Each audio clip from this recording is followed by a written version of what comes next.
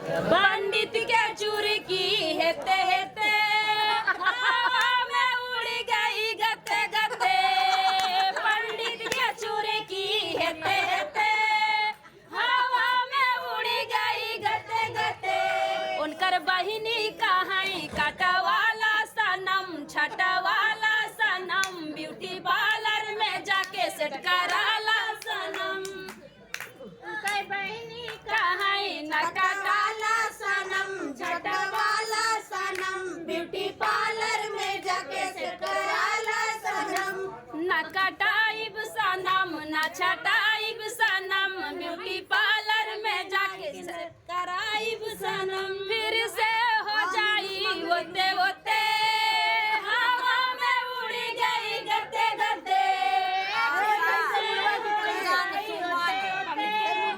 हवा में उड़ गई गते गते।